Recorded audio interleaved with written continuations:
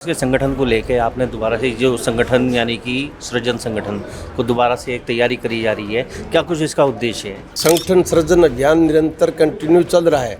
अभी हमारे पूरे भारत में 2-3 स्टेट रहते हैं जहाँ पे संगठन सृजन अभियान अभी चल रहा है। कांग्रेस में गुटबाजी सबसे बड़ी समस्या मानी जाती है, तो क्या इस अभियान के तहत ये गुटबाजी कम हो पाएगी? कांग्रेस की अगर कोई छोटी सी बात हो तो मीडिया उसको बड़ी बढ़ा चढ़ा के कहता है। कांग्रेस हमेशा एसकेआरएन को लेके सरकार पर सीधा निशाना साधती है, तो अगर कांग्रेस सत्ता में आती है तो क्या एसकेआरएन को बंद कर पाएगी? क्योंकि आज हरियाणा प्रदेश का युवा, हरियाणा प्रदेश की जनता जनार्दन चाहती है कि एसकेआरएन बंद करो और पक्की नौकरी दो। नमस्कार, स्वागत है सब मंडी हरियाणा में। आज हमारे साथ मौजूद हैं फतेहाबाद के एमएलए बलवंत सिंह दौलतपुरिया जी। सर, पहले तो स्वागत है सब मंडी में आपका। थैंक यू, बहुत बहुत धन्यवाद। जैसे कांग्रेस के संगठन को लेके आपने दोबारा से जो संगठन यानी कि सृजन संगठन को दोबारा से एक तैयारी करी जा रही है, क्या कुछ इसका उद्देश्य है? नहीं, ये दोबारा से तैयारी नहीं करी जा रही। संगठन सृजन अभियान निरंतर कंटिन्यू चल रहा है। अभी हमारे पूरे भारत में 2-3 स्टेट रहते हैं जहाँ पे संगठन सृजन अभियान अभी चल रहा है। लेकिन पहले से हो चुका, पहले संगठन सृजन अभियान हरियाणा के अंदर हो चुका था, लेकिन फतेहाबाद का पंचकुला का अर्बन डिस्ट्रिक्ट प्रेसिडेंट की पोस्ट अभी वैकेंट थी। उसके लिए हमें AICC observer doctor रघुविंद्रा Reddy ji के नेतृत्व में मैं बतौर पीसीसी ऑब्जर्वर और 2 साथी हमारे वीरेंद्र जागलान जी और योगेश धिंगड़ा जी बतौर पीसीसी ऑब्जर्वर यहाँ पे आके हमें पहले डीसीसी की मीटिंग लेके उनसे अच्छा विचारों का आदान प्रदान करेंगे। उसके बाद में ब्लॉक सत्र की मीटिंग लेंगे। उसके बाद में लाइक माइंडेड एनजीओ हैं, बुद्धिजीवी वर्ग हैं, वकील साहिबान हैं, डॉक्टर साहिबान हैं या दूसरे जो प्रोमिनेंट आदमी हैं, उनसे हम सलाह मशवरा करके जो भी स्ट्रॉन्गली रिकमेंडेड होगा शहरी प्रधान के लिए उस व्यक्ति का नाम हम एआईसीसी को रिकमेंड करेंगे। कांग्रेस में गुटबाजी सबसे बड़ी समस्या मानी जाती है, तो क्या इस अभियान के तहत ये गुटबाजी कम हो पाएगी? गुटबाजी तो वैसे तो हर एक परिवार में, हर एक राजनीतिक दल में है, लेकिन कांग्रेस की अगर कोई छोटी सी बात हो तो मीडिया उसको बड़ी बढ़ा चढ़ा के कहता है। अगर मैं कहूँ सबसे ज़्यादा गुटबाजी आज भारतीय जनता पार्टी में है तो शायद कोई अतिशयोक्ति नहीं होगी। पिछले दिनों आपने गुड़गांव का प्रकरण देखा।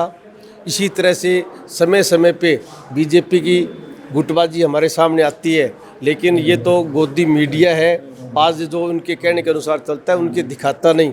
अगर कांग्रेस की कहीं छोटी सी हो जाती है तो उसको फ्रंट लाइन पे दिखाने का काम करते, चाहे प्रिंट मीडिया हो चाहे इलेक्ट्रॉनिक मीडिया हो, और उनकी बड़ी सी बड़ी बात का कहीं कोई जिक्र नहीं होता।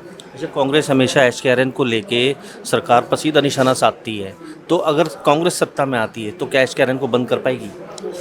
पिछले दिनों आपने देखा था कि मौसम खराब होने के बावजूद भी विपरीत परिस्थितियों में यहाँ पे इतना भारी विरोध प्रदर्शन किया था पंचकुला के अंदर, क्योंकि आज हरियाणा प्रदेश का युवा, हरियाणा प्रदेश की जनता जनार्दन चाहती है कि एसकेआरएन बंद करो और पक्की नौकरी दो।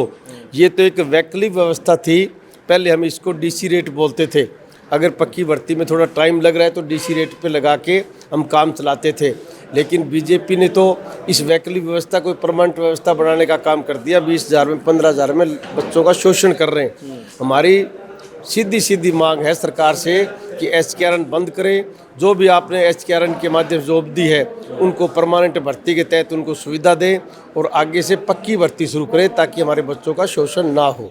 अच्छा, एसआईआर को लेकर भी सरकार मतलब जो कांग्रेस है सरकार पर सवाल उठा रही है, तो क्या मतलब आप लोग को डर है कि वोट कट सकते हैं? बीजेपी हर स्टेज पे, हर प्लेटफार्म पे ये प्रयास कर रही है कि कांग्रेस के लाइक माइंडेड वोटरों को ज़्यादा से ज़्यादा काटे जाए, लेकिन पूरे हरियाणा प्रदेश में हमारे BLA-2 इतने सक्रिय हैं कि अभी तक की रिपोर्ट के अनुसार शायद ये कामयाब होते हुए नहीं लग रहे। और अब भी इन्होंने आनंद फानन के अंदर अपने जो सरकारी BLO है उनको कह रहा है कि आप गलत सलत जो भी आप फार्म भर के लाओ, हम उनका नाम वोटर लिस्ट में ऐड करने का काम करेंगे। लेकिन हमारे BLA-2 अपनी हर जगह पे अपने बूथ पे पूरी तरह मुस्तैद हैं। इनको हम गलत वोट नहीं बनाने देंगे। बलवान जी, जो भाजपा है हरियाणा में तीसरी बार सरकार बना चुकी है, तो कहाँ चूक रही जो कांग्रेस पीछे हो रहेगी? जिस तरह से हमारे नेता राहुल गांधी जी ने समय समय पर मीडिया के सामने आके बताने का काम किया है कि इस तरह से ईवीएम से ये सरकार चुराने का काम करते हैं। महाराष्ट्र के अंदर एक एक घर में 500 वोटर आईडी मिली है।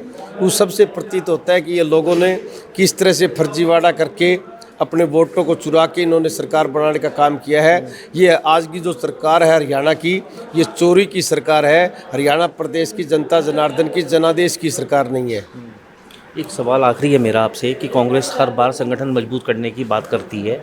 अब ये सृजन संगठन जो अभियान है, इसके तहत क्या ये संगठन मजबूती हो पाएगी या फिर ये सिर्फ कागजों में ही रह जाएगा? मजबूती हो नहीं पाएगी, मजबूती हो चुकी है। हमारा 80% हरियाणा के अंदर संगठन बन चुका है। अब हमारे मंडल अध्यक्ष आने बाकी रहे। मंडल अध्यक्ष आने के बाद में बहुत अच्छा संगठन बनेगा। और पिछले दिनों जब से हमारा संगठन बना है, तब से आप डिस्ट्रिक्ट हेडक्वार्टर पे, प्रदेश सत्र पे जितने भी विरोध प्रदर्शन हैं, हमने सरकार की नाक में दम करने का काम किया। और पिछले दिनों तो पंचकुला के अंदर इतनी ज़बरदस्त बारिश के अंदर भी इतनी हरियाणा प्रदेश के जनता जनार्दन ने आके जो अपना विरोध दर्शाया, उससे प्रतीत होता है कि कांग्रेस पार्टी का संगठन आज बहुत मजबूत स्थिति में है। तो जैसे कि 2029 के चुनाव आने हैं, तो यानी कि भाजपा को हराने की पूरी तैयारी है और उसकी कुछ ठोस रणनीति जो आप बयां कर सकें?